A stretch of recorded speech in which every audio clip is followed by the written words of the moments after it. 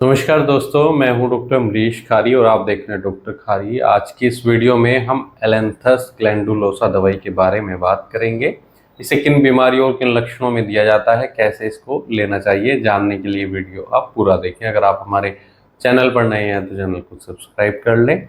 ये एक प्रमुख दवा है गले से संबंधित बीमारियों की, जैसे टॉन्सिलाइटिस। पेशेंट को अगर हो जाता है, टॉन्सिल्स में सूजन आ जाती है, ये गले के दर्द में दी जाती है। और कई बार पेशेंट को फीवर आ जाता है, बुखार आ जाता है, टेम्परेचर बढ़ना शुरू हो जाता है। ये टॉन्सिलाइटिस के पेशेंट में भी देखने को मिलता है, तब भी ये मेडिसिन बहुत इफ़ेक्टिव रहती है। इसके अलावा इस दवाई को हम कुछ स्किन डिजीज़ में भी देते हैं, यानी कुछ चर्म रोगों में भी देते हैं।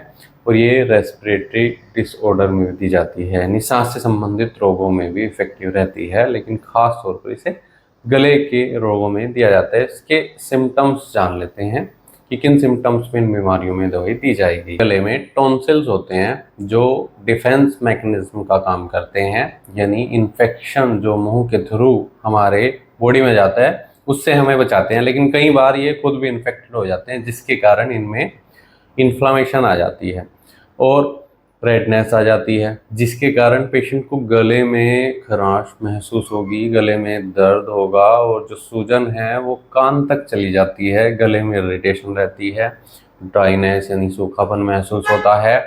और ऐसे केस में टॉन्सिलाइटिस के कई बार पेशेंट को तेज सिर दर्द भी हो जाता है या बुखार भी आ जाता है। यह आमतौर पर बच्चों में देखने को मिलता है, लेकिन अडल्ट्स में भी इसे देखा जा सकता है।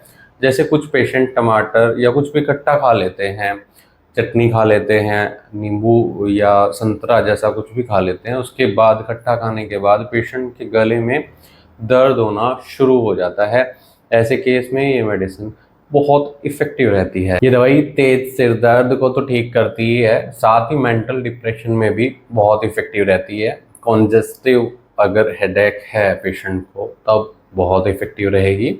और नोज़ ब्लीडिंग को भी कंट्रोल करने का काम करती है। अगर नाक से खून आ रहा है या जलन हो रही है तो ऐसे केस में भी इसे दिया जाता है। और सिर दर्द को भी ये दवाई ठीक करती है। डिप्रेशन में ये दी जा सकती है।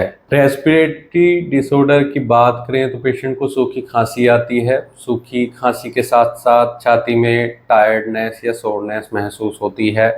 ब्रीदिंग डिफ़िकल्टी देखने को मिलती है, सांस लेने में तकलीफ़ होती है। अनिद्रा में भी ये दवाई दी जाती है। इंसोम्निया के केस में तब दी जाएगी जब रात में पेशेंट को बेचैनी होती हो, रात में सही से नींद न आती हो या फिर डिस्टर्ब स्लीप की शिकायत हो, तो ऐसे केस में इंसोम्निया के केस में भी दी जाती है। इसके अलावा ये डिसेंट्री में भी दी जाती है। डायरिया के बाद अगर पेशेंट के शरीर में बहुत ज़्यादा वीकनेस नज़र आ रही है तब भी दी जाएगी। ये फीवर की केस में दी जाएगी, टेम्परेचर पेशेंट का बढ़ता है और कई बार तेज़ सिर दर्द होता है, चक्कर आते हैं, नोज़िया की शिकायत होती है, उबकाई आती है, सिर में जलन होती है। ऐसे केस में भी मददगार रहती है। पैरोटिड ग्लैंड में अगर सूजन आई हुई है, इन्फेक्टेड हो गया है, तब भी इफेक्टिव रहेगी। तो इसे स्किन डिजीज़ में तब दिया जाता है जब पेशेंट की बॉडी पर इरप्शंस आते हैं, ब्लूइश कलर के आते हैं, नाखून पीले पड़ रहे हैं, इचिंग हो रही है, जलन हो रही है। ऐसे स्किन डिजीज़ में दवाई दी जाती है।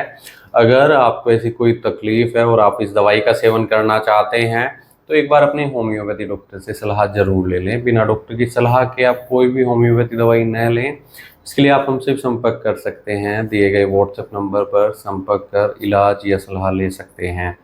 वीडियो देखने के लिए धन्यवाद। चैनल को सब्सक्राइब करें और कमेंट सेक्शन में ज़रूर बताएं कि हमारी वीडियोज़ आपको कैसी लगती हैं। किसी भी दवाई का सेल्फ मेडिकेशन नहीं करना चाहिए। धन्यवाद।